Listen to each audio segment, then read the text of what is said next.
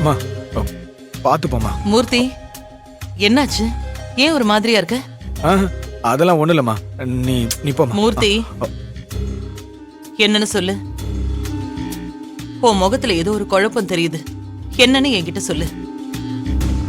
அதை விட்டுட்டு மனசுலயே வச்சுட்டு மறைச்சிட்டு இருக்காத. இல்லம்மா, ஒரு ஹோட்டல் ஒண்ணு விலைக்கு வந்திருக்கு. அதுக்கு 10 லட்ச ரூபா தேவைப்படுது. இந்த விஷயம் தனத்துக்கு தெரிஞ்சு கையில் கிட்ட போய் அந்த டிராவல்ஸ் ஆரம்பிக்கிறதுக்கு 10 லட்ச ரூபா இருக்குல்ல, அத அவ வாங்க சொல்றாமா. அவ நமக்கு தெரியாத தொழிலை செய்யறதை விட நமக்கு தெரிஞ்ச தொழில் எவ்வளவோ மேலு. அது மட்டும் இல்லாம உங்களுக்கு கேட்டரிங் வேற தெரியும், அதனால அதை எடுத்து பண்ணலான்னு சொல்றா. அதைத்தான் அவ இப்ப பேசிக்கிட்டு இருந்தாமா. அத கையில் கிட்ட கேட்கலாமா வேணாமா? கேட்டா கையில் என்ன நினைப்பா? கேட்கலனா தனத்தை எப்படி சமாளிக்கிறதுன்னு சொல்லி ஒரே குழப்பமா இருக்குமா. டேய், நான் ஒன்னு சொன்னா தப்பா எடுத்துக்க மாட்டியே? மா, என்னம்மா இப்படி கேக்குற? சொல்லுமா. கையில் கிட்ட அந்த பணத்தை கேட்காத, அது ரொம்ப தப்பா போயிடும். மாப்பிள்ள டிராவல்ஸ் வைக்கிறதுக்காக எங்கெங்கயோ கஷ்டப்பட்டு கடனை உடனே வாங்கி அவங்க சேர்த்து வச்சிருக்காங்க. இப்ப நீ அதை கேட்டனா கண்டிப்பா அண்ணன் கேக்குறானேன்னு கையில் கொடுத்துருவா. ஆனா எழில் மாப்பிள்ளைய பத்தி கொஞ்சம் யோசிச்சு பாரு. டிராவல்ஸ் வச்சு பெரிய ஆளா வரணும்னு ஒரு லட்சியத்தோட இருக்காரு. இந்த நேரத்துல போய் பணத்தை கேட்டா கண்டிப்பா அவரோட மனசு கஷ்டப்படும்டா. இதனால அவங்க 2 பேருக்குள்ள சலசலப்பு ஏற்படும்ல. இத பாரு, இதனை இப்படியே விட்டுடு. டிராவல்ஸ் வச்சு கையிலும் மாப்பிள்ளையும் பெருசா வருவாங்க. அதுவும் உன்னோட வெற்றி தானடா. உனக்கே தெரியும், இது நாள் வரைக்கும் கையில் அவளுக்குன்னு ஒண்ணுமே பண்ணிக்கிட்டது இல்ல. இன்னைக்கும் நமக்காகவும் நம்ம குடும்பத்துக்காகவும் அவ பண்ணாத விஷயமே கிடையாது. இப்போ அவளுக்காகன்னு ஒரு விஷயம் யோசிக்கும் போது அதையும் நமக்கு வேணும்னு சொல்றது சுயநலமா போயிடும்டா. அவ பாவம்டா. நாம கேட்ட கண்டிப்பா இல்லன்னு சொல்ல மாட்டா. கேட்டதும் கொடுத்துருவா. ஆனா அவளுக்குன்னு ஏதாவது ஒண்ணு இருக்கணும்ல. இப்ப கூட இந்த டிராவல்ஸ்ல சம்பாதிக்கிற பணத்தை நம்ம குடும்பத்துக்காக தான் செய்வாளே தவிர அவளுக்காக தனியா ஏதாவது செஞ்சுக்கலான்னு யோசிக்க மாட்டா. அப்படிப்பட்டவகிட்ட எப்படிரா பணத்தை கேட்க முடியும்? தனம் ஏன் புதுசா இப்படி யோசிக்கிறானே தெரியல. இத பாரு, அவகிட்ட கொஞ்சம் பக்குவமா பேசி நீ புரியவை. மா, இதத்தம்மா நானும் யோசிச்சுட்டு இருந்தேன். கரெக்டா நீங்களும் அதை தான் சொல்றீங்க.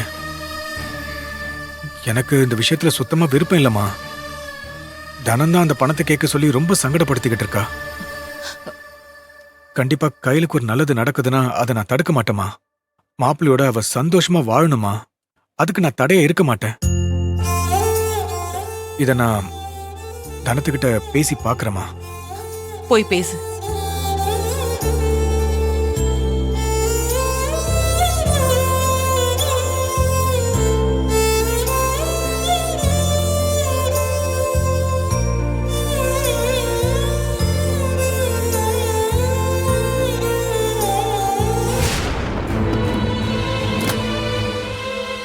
எங்க எங்க கையில் கிட்ட பணத்தை கேட்டீங்களா? அவ குடுக்கலன்னு சொல்லிட்டாளா?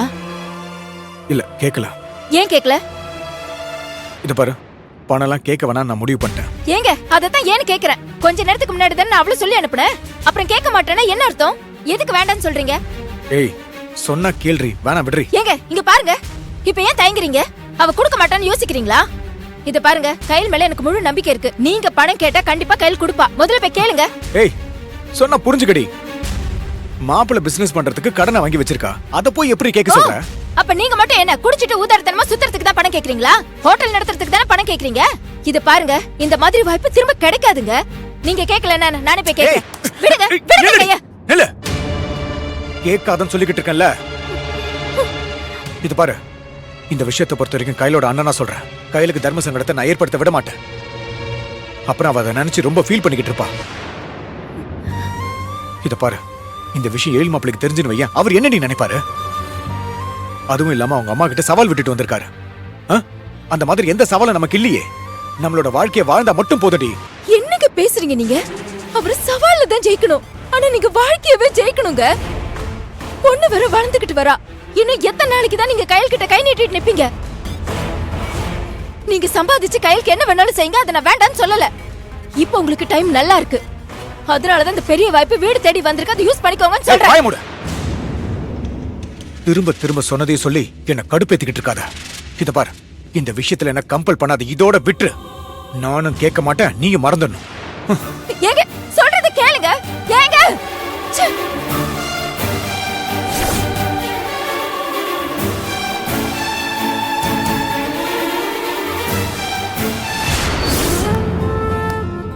தம்பி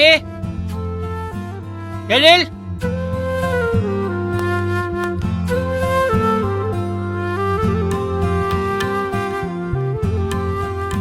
எழில், யார் நீங்க? என்ன வேணும்? எழில் தம்பி. சார் சார் வாங்க சார். அம்மா எழில் டிராவல்ஸ்ல வேலை பார்த்தார்ல, அந்த டிராவல்ஸ் ஓனர். அப்படியா? வணக்கம். வாங்க. வாங்க சார் வாங்க வாங்க வாங்க. சார் வாங்க உட்காருங்க. வணக்கம்மா, வணக்கம். உட்காருங்க. உட்காருங்க. சார் உட்காருங்க சார். அப்புறம் சார் எப்படி இருக்கீங்க? எனக்கு என்னப்பா, நான் நல்லா தான் இருக்கேன். நீங்க எல்லாம் எப்படி இருக்கீங்க? சார் நானே வந்து உங்களை பாக்குறேன்னு சொன்னேன், நீங்க தான் கேட்கல. எதுக்கு சார் உங்களுக்கு இந்த வீண் அலைச்சல்? இந்தாங்க. ஏப்பா இதுல என்ன அழைச்சிட்டு இருக்கு? நான் உன்னை பார்க்க மட்டும் வரல, நீ உன் பொண்டாட்டி பத்தியும் உன் குடும்பத்தை பத்தியும் எவ்வளவு பெருமையா சொன்ன. அப்படிப்பட்ட குடும்பம் எப்படி இருக்குன்னு நேர்ல பார்க்க வந்தேன்.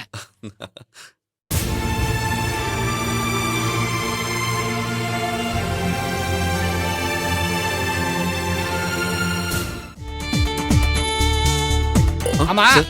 இவங்க தான் உங்க அத்தையா? ஆமா சார். ஆமா. இவ கையிலோட தங்கச்சி ஆனந்தி. வணக்கம்மா. அவங்க தனம் அக்கா. வணக்கம்மா. அவன் பேரு அன்பு, போலீஸா செலக்ட் ஓ ஆயிருக்கான். ஓ, வணக்கம் வணக்கம். அவங்க பேரு தேவி. வணக்கங்க. ஓ, இப்பதான் குழந்தை பிறந்திருக்குன்னு ஆமா சொன்னீங்க, சார், அவங்களா? Okay okay. வணக்கம் வணக்கம். வணக்கங்க. அவங்க பேரு ஷாலினி, அன்புவோட வணக்கம். உங்க எல்லார பத்தியும் தம்பி நிறைய சொல்லியிருக்கா. அப்படி முக்கியமா உங்களை பத்தி நிறைய சொல்லியிருக்காருமா. ஆமா, தம்பியை நீங்க வந்து மருமக புள்ள மாதிரி பார்க்காம சொந்த மக மாதிரி பாத்துக்கிறீங்களாமே. மாமியார அம்மாவா நினைக்கிற புள்ளைய நானும் மகனா தானே நினைச்சு பாக்கணும். அதுவும் சரிதான். ஆசானே, இது அவர் இல்ல? ஆமாண்டா, அவர்தான். வா. வா மூர்த்தி, இவர் யார் தெரியுமா? அதான் தெரியுமே, ஐடி கம்பெனி ஓனர். ஐயா, ஐடி கம்பெனி ஓனரா? டிராவல்ஸ் ஓனர்னு சொன்னாரு. ஆனந்தி, உங்களுக்கு தான் அவர் டிராவல்ஸ் ஓனர், எங்களுக்கு அவர் ஐடி கம்பெனி ஓனர். என்ன சார்? அட நீ வேறப்பா, பழசையெல்லாம் இன்னும் ஞாபகம் வச்சிருக்கிற. சரி சரி, நீங்க பேசிட்டு இருங்க, நான் காஃபி போட்டு அதெல்லாம் எடுத்துட்டு ஒண்ணும் வேணாமா.